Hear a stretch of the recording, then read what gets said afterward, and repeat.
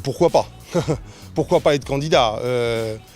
Ce qui m'a convaincu, c'est le traitement qui a achevé de me convaincre, c'est le traitement actuel de la pandémie par l'État. C'est ce grand Jacques a dit, ce grand Emmanuel a dit, un jour on porte les masques, un jour on ne le porte pas. Et de voir qu'en toile de fond, l'appauvrissement du peuple se poursuit, les libertés individuelles reculent et les divisions soi-disant identitaires s'aggravent. C'est le spectre de la guerre civile. Tout cela, à mon avis, mène à l'effondrement de la Ve République pour les mêmes raisons que pour la Quatrième, le régime des partis. Mais je me demande si cette fois-ci, ce n'est pas la République tout entière qui va y passer.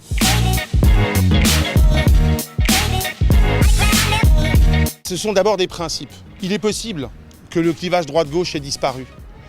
Mais cette disparition ne fait que révéler un clivage essentiel et qui a peut-être de tout temps existé. C'est celui de la compétition entre les intérêts particuliers, la guerre de tous, contre le rassemblement, le nécessaire rassemblement pour l'intérêt général, la République indivisible et sociale. C'est ce rassemblement-là que je veux porter, parce que je pense qu'il n'y a que ça qui puisse nous tirer du péril dans lequel notre peuple est enfoncé désormais.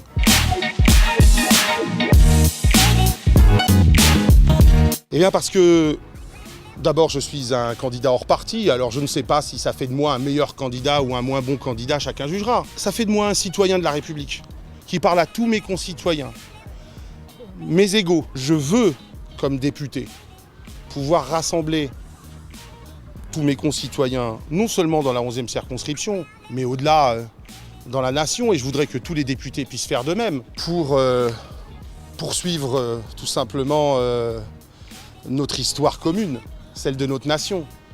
Sur le terrain, je veux être un député qui traque tous les manquements des services publics, qui œuvre à une coopération générale entre les associations, seule véritable alternative à l'effondrement des institutions, c'est-à-dire de reconstruire la République par le bas.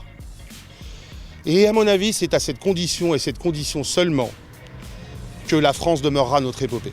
J'en suis convaincu.